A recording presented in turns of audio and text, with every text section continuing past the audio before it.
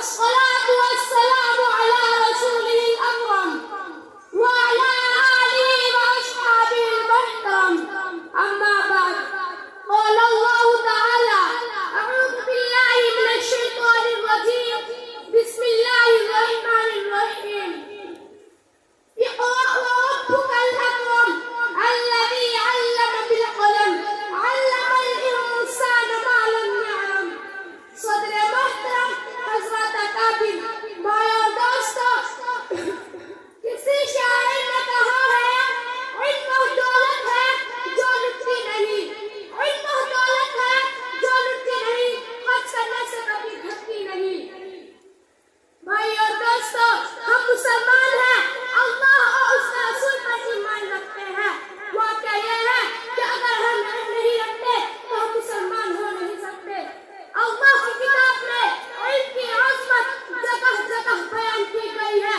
ارشاد باری تعالی ہے: قل هل يستوي الذين يعلمون والذين لا يعلمون انما يتذكر اولو الالباب.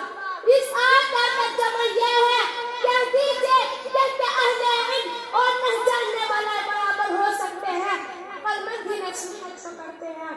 بھائی اور دوستو، علم سے مراد کیا ہے؟ کیا دنیاوی علم یا اخروی علم؟ واقعہ یہ ہے کہ علم کوئی بھی ہو، انسان کو عزت دیتا ہے. انسان علم ہی سے کمال پاتا ہے. فوج، لشکر اور مال و دولت اسے واقعی عزت نہیں دیتے. اس لیے ہر انسان کو چاہیے کہ وہ علم حصول کے لیے سرگرم رہے. اگر آپ دنیاوی علم حاصل کرتے ہیں تو دنیا میں کامیاب رہتے ہیں، اور اگر دینی علم حاصل کریں گے تو آخرت کی کامیابی آپ کو قدم چومے گی. محترم بزرگوں، اگر آپ کچھ عقل والے ہیں، اگر آپ میں کچھ بھی دانش مندی ہے تو علم حصول کے لیے دوڑے، خصوصاً دینی علم حاصل کرے. چاہے آپ کو کتنی ہی تکلیف اٹھانی پڑے، مسائل جھیلے، تکلیف اٹھائے، راتوں کو نیند خراب کرے اور دیگر زحمتیں برداشت کرے، پھر بھی علم کے حصول سے نہ بھاگے. اسی میں کامیابی ہے.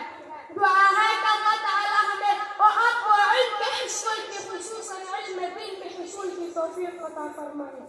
آمین. وآخر دعوانا ان الحمد للہ رب العالمین.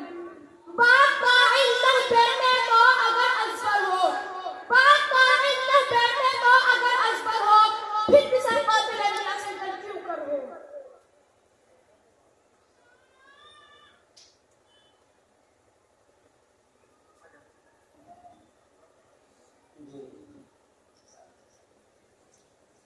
ماشاءاللہ، الحمدللہ.